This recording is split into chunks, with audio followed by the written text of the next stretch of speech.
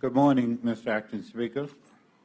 As you know, we are just a few weeks away from our first ever mainstream PGA Tour event, the Bermuda Championship. So I rise this morning to provide an update on preparations at the Port Royal Golf Course. Before doing that, however, Mr. Acting Speaker, it's worth setting out the process for conducting this work. From some of the utterances from those on the other side, there is clearly a complete lack of understanding of the procurement process. No surprise there, though, as we all know that when they were in government, they simply chose if and when to ignore those processes that were designed to guarantee transparency in procurement. For this exercise, let's review the procurement process for bunker sand at Royal.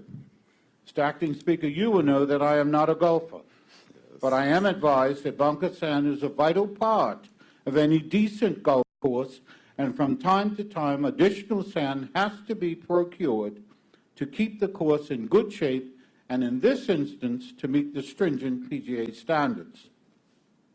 It is reasonable to expect that sand is replaced in this manner every 3 to 5 years. In this particular case, a request for proposal for the supply and delivery of 4,000 metric tons of golf course quality sand was posted on the government portal on July 16, 2019.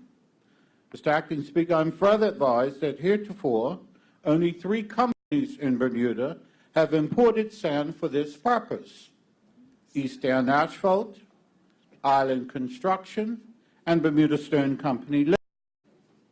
East End indicated at the outset that they would not be submitting a bid. Completed tenders were received and opened following the closing of bids on July 25, 2019. Mr. Acting Speaker, the Ministry received completed tenders. One from Bermuda Stone Company Limited at a tender price of $1,815,000, and the other from Island Construction Services Limited at a tender price of $546,000. The Ministry of Public Works estimate was $588,397.50.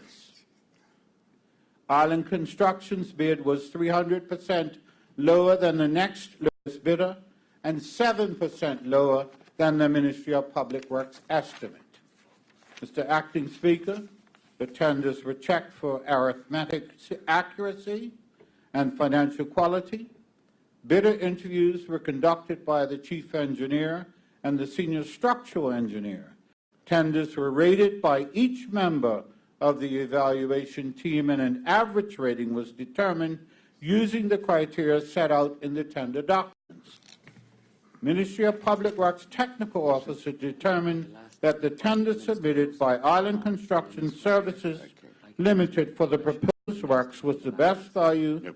They displayed their understanding of the Ministry's requirements and budgeted accordingly, while maintaining a competitive price.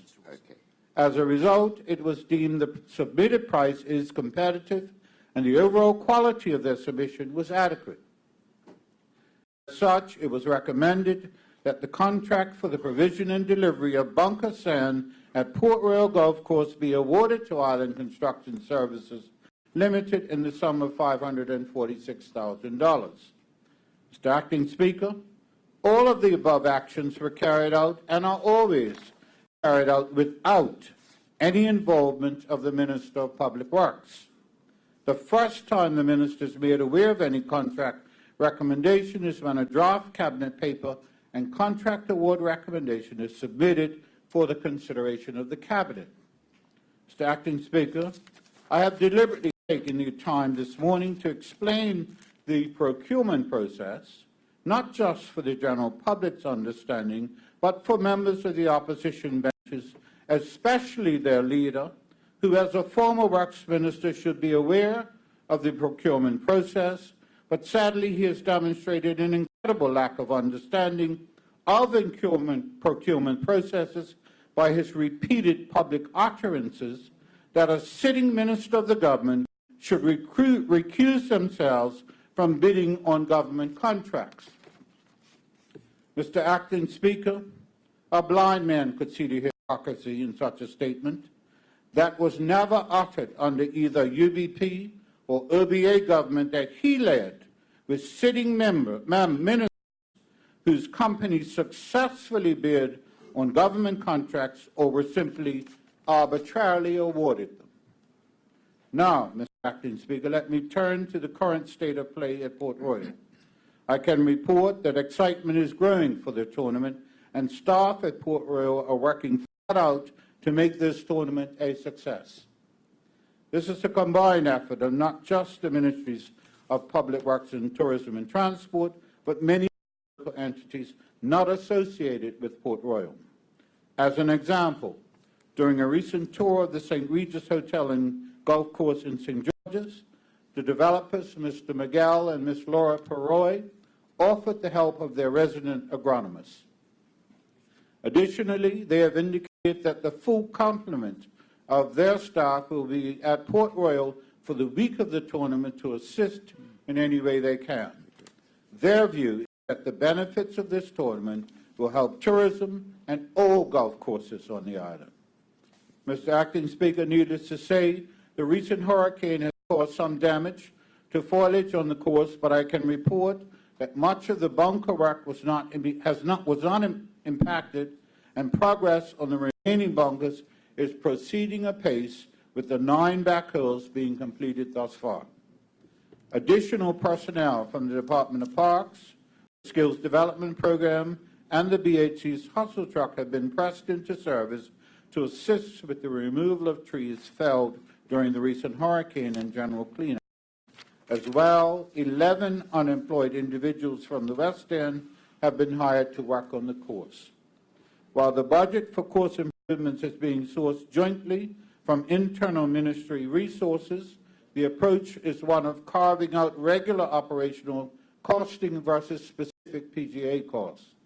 At this stage, the bunker sand is the most expensive item, which would have been required with or without a PGA event. I would add, Mr. Acting Speaker, that we have brought enough sand to stockpile replenishments for future years. I would also like to remind that this is a 5-year commitment, so budgeting will be spread out for the entire period to continue enhancements to the golf course to not only benefit the PGA event, but all users of the course. The entire team, led by Bruno Event Team, the organizers of the tournament here in Bermuda, have been meeting weekly with all the players from Port Royal, the BTA, the Department of Planning, the Department of Health, the Ministries of Public Works and Tourism and Transport to coordinate all aspects of the tournament. In order to enhance the coordination of the government's support, we are assigning and posting to Port Royal one of our young engineers, Mr. Ricardo Graham Ward, to be on site to manage any challenges leading up to the tournament. Mr. Acting Speaker, every day someone else is offering assistance to make this a success for Bermuda.